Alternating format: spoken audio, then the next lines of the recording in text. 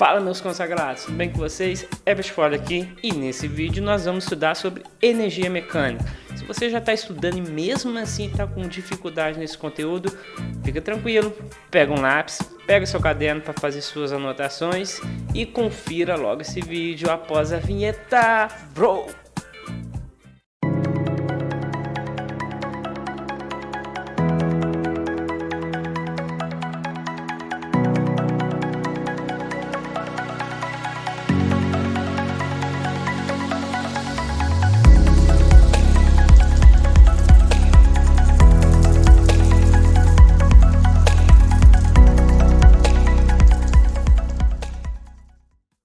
O tópico dessa aula é energia mecânica, mas antes talvez você tenha dúvida do que é esse termo energia. Bom, não existe um consenso do que é energia. A gente sabe que ela está associada com alguma ação, com algum movimento, mas segundo o princípio de Lavoisier, a energia ela não pode ser criada do nada e nem pode ser destruída. A gente só pode transformar energia. Ela sempre é transformada. Então, na natureza, a energia pode estar sendo manifestada de diversas formas. Nós podemos ter várias fontes de energia na natureza. Então, vamos lá. Se tratando da energia bioquímica, que é aquela biomassa que a gente consome ao ingerir algum alimento, ao ingerir alguma bebida. Então, essa bebida, esse alimento vai dar energia para o nosso corpo, para a gente fazer as atividades do dia a dia. Então, isso é uma fonte de energia. Quando você come um alimento, aquele alimento é uma fonte de energia. Então, por exemplo, um ciclone que está com um furacão, olha quanta energia. Um furacão chega numa cidade, né? Aqui no Brasil a gente não tem furacões, mas existem países que isso é muito comum e ele destrói tudo na cidade. Então, aquele furacão, aquele ciclone, existe uma energia associada ao movimento daquelas massas de ar. A energia solar, cuja fonte é o próprio Sol, então nós pegamos essa energia solar e transformamos em que tipo de energia? Energia elétrica.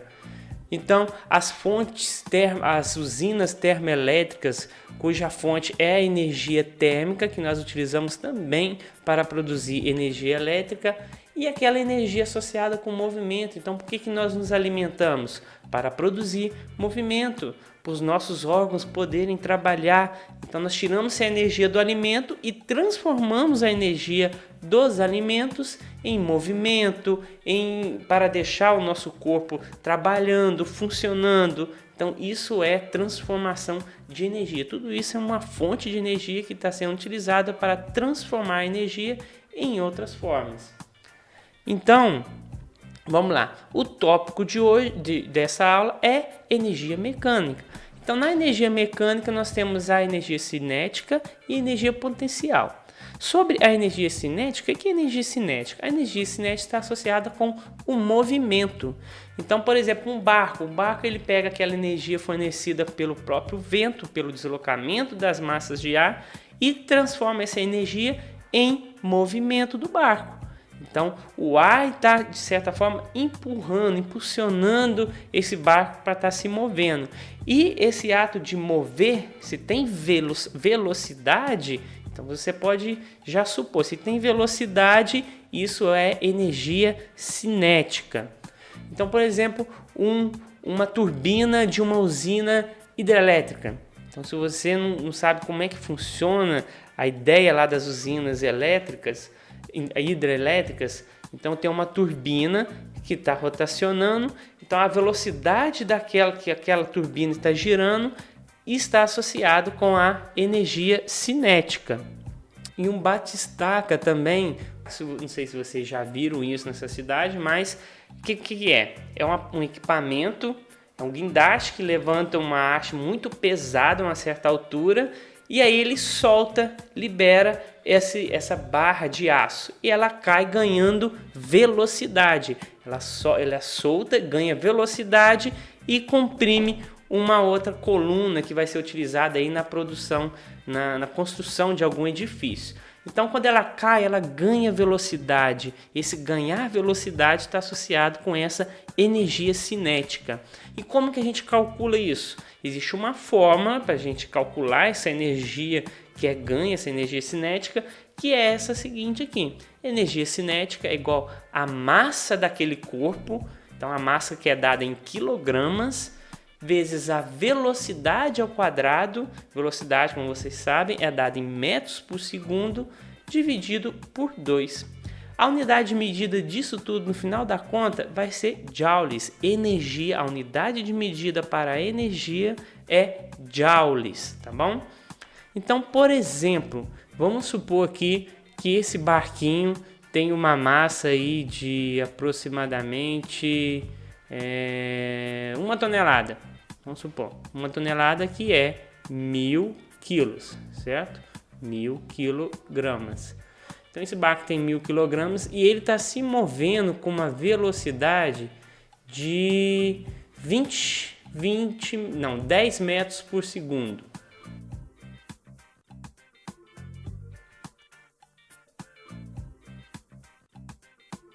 Beleza? Então ele está a 10 metros por segundo, um barco de 1000 quilogramas. Qual que é a energia que esse barco possui nessa velocidade? Então a energia cinética é igual à massa dele, 1000 quilogramas, vezes a sua velocidade, que é 10 metros por segundo mais ao quadrado, dividido por 2. Então a energia cinética vai ser 1000, 10 ao quadrado é 100, dividido por 2. Energia cinética, 1000 vezes 100, 100.000, dividido por 2. Por fim, energia cinética, 100.000 dividido por 2 vai dar...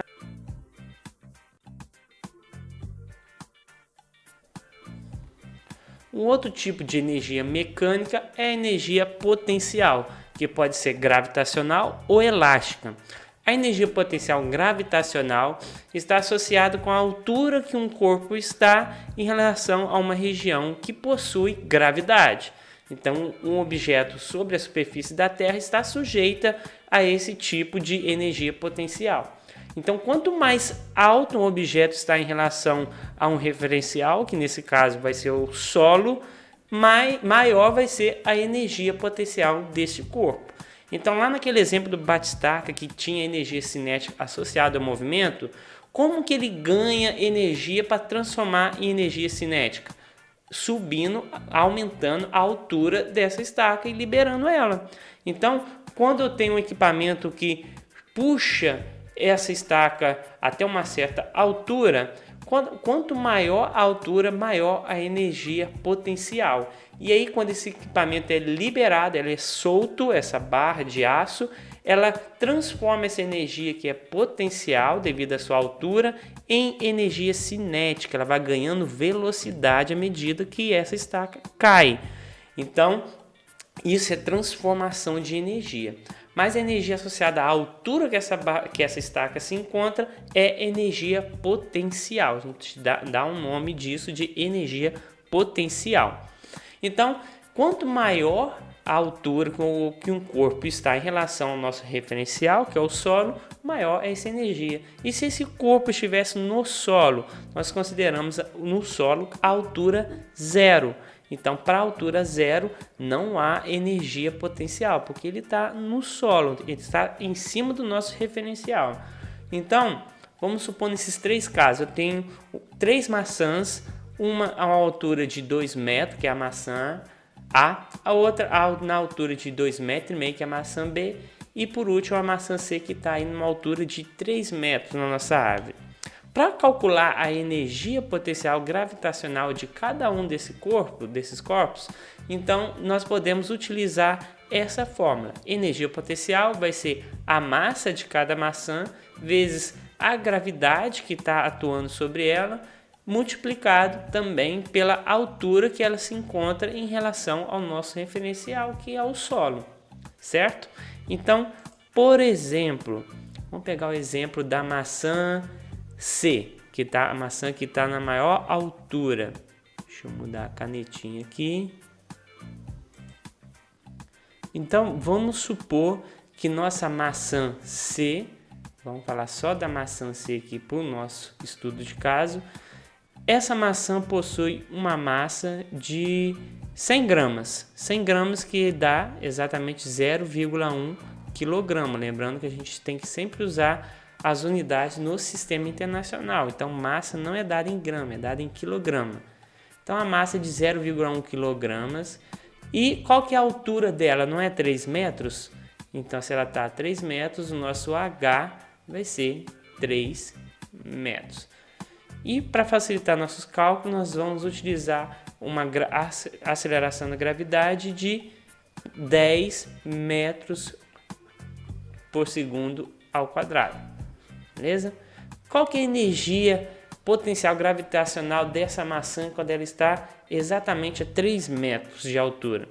A energia potencial gravitacional vai ser a massa dela, 0,1, vezes a gravidade, que é 10, vezes a altura, que é 3. Então, a energia potencial gravitacional vai ser 0,1 vezes 10, vai dar 1 vezes 3. Por fim, a energia potencial gravitacional dessa maçã vai ser de 3 joules, que é a unidade de medida para energia, 3 joules. Tranquilo?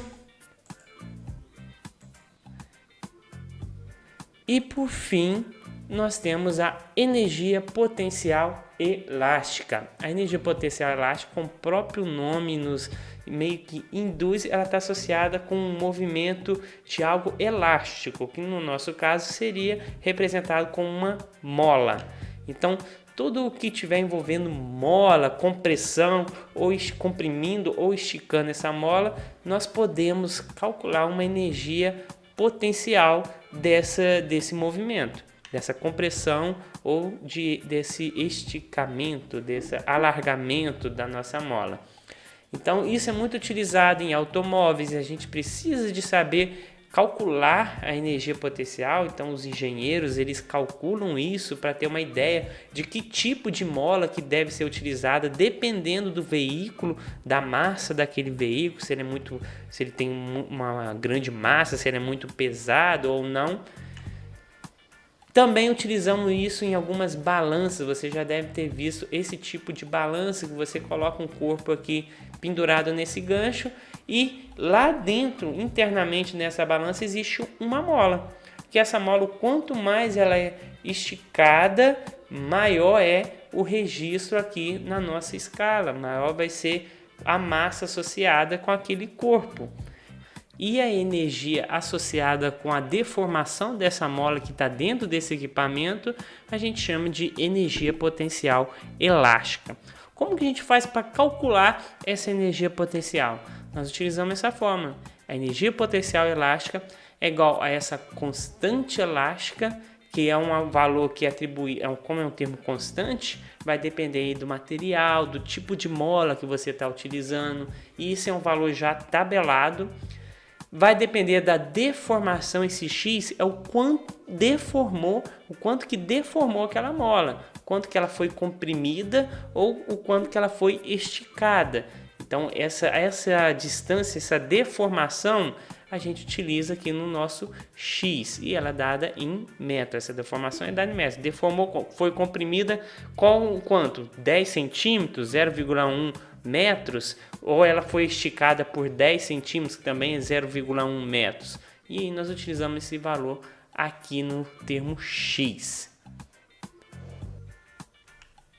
Vimos então os 3 tipos de energia mecânica, que são a energia cinética associada ao movimento de um corpo, a energia potencial do tipo gravitacional, que está associado com a altura que esse corpo está em relação ao solo, e a energia potencial do tipo elástica, que está associado com a deformação de molas. E com isso tudo nós podemos definir um princípio muito importante da física, que é o da conservação da energia mecânica. O que esse princípio nos diz? A conservação da energia mecânica é um princípio da física que garante que na ausência de forças dissipativas, que são o atrito ou a resistência do ar, a quantidade total de energia de um sistema nunca se altera. Então, vamos imaginar que eu tenho um corpo, um carro subindo desde um ponto A até um ponto B, que seria o topo de uma montanha, um topo de um morro. Lá no ponto A, a energia mecânica seria a soma, a energia mecânica no ponto A seria a soma da energia cinética em A com a energia potencial no ponto A. E a energia mecânica em B também vai ser a energia cinética de B mais a energia potencial lá no ponto B. Beleza? Então, o princípio da conservação da energia mecânica nos diz que a energia mecânica lá em A, que seria lá na base da montanha, é igual à energia mecânica no ponto B, que é no topo da nossa montanha. Visto que energia mecânica é a soma da energia cinética com a energia potencial, então, pelo princípio da conservação da energia mecânica, nós temos essa relação de igualdade. A energia mecânica lá no ponto A é igual à energia mecânica lá no ponto B. Então, visto que a energia mecânica a gente já sabe que é a soma da energia cinética com a energia potencial, lá no ponto A, para calcular essa energia mecânica, nós temos massa vezes a velocidade ao quadrado mais a velocidade lá no ponto A, dividido por 2, somado com a energia potencial em A, que é a massa do corpo, vezes a aceleração da gravidade, vezes a altura. Qual altura é essa? É a altura lá no ponto A. Isso tem que ser igual à energia mecânica em B. Como que a gente calcula isso? Massa vezes a velocidade lá em B, a velocidade ao quadrado lá no ponto B, dividido por 2, somado com a energia potencial em B, que é a massa vezes a gravidade vezes a altura no ponto B. Então a gente chega nessa relação pelo princípio da conservação da energia mecânica. Nós chegamos nessa relação que é a base para a gente resolver a maioria dos exercícios sobre conservação da energia mecânica, ok? Meus consagrados, então é isso. Terminamos nossa videoaula sobre energia mecânica. Espero muito ter contribuído aí para os seus estudos. Em breve estarei realizando mais atividades sobre esse conteúdo, mas não se esqueça, deixe seu like aí, isso ajuda demais no meu trabalho, e já se inscreve no meu canal também, para que o canal possa crescer e possa ter mais condições de produzir mais vídeos ainda como este para vocês. Beleza? Herbert Ford aqui, valeu!